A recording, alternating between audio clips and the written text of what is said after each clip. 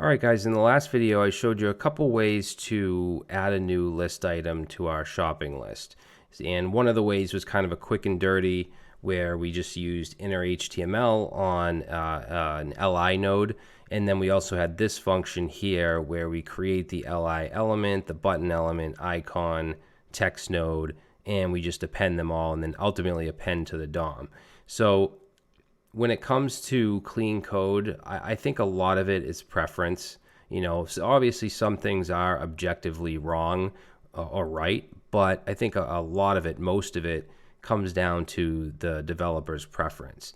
So in this case, if you wanted to keep this as one function, that's fine. But to me, I think it's cleaner to cut it down where a function does one thing. So we'll have this create the item, but then we'll also have another function to create the button and another function to create the icon.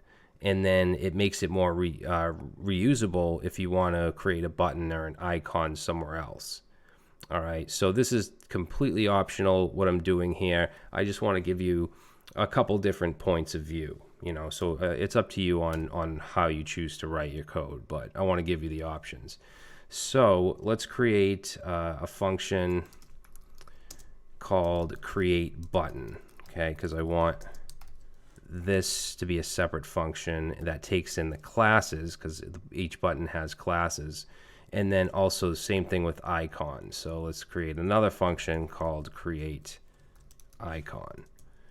All right, and then basically all we want to do, these two lines here, we're creating the button and then we're adding the classes. I'm going to cut that, put this into here, and then the classes we're going to cut and then set button.className to the classes that are passed in as arguments.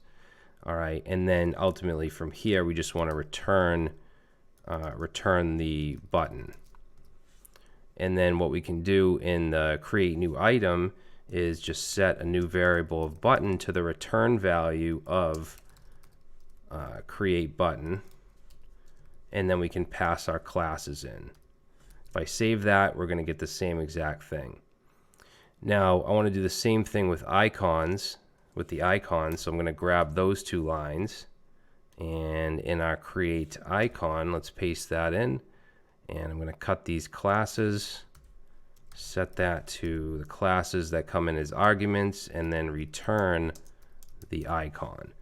And then that way we could come up here. Now this is another thing that you have preference on. If you want to have the icon or create icon function called in here or in the button, because the icon is inside the button. So I'm going to choose to actually do it within here.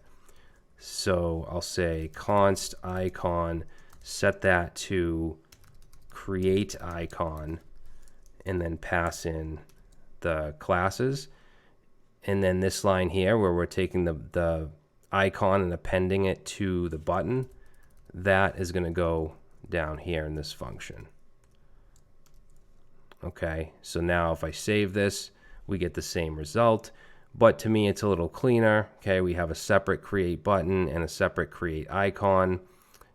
We're just setting the button to the return value of the create button. We're appending it to the list item, and then ultimately we're appending the list item to the UL and the DOM.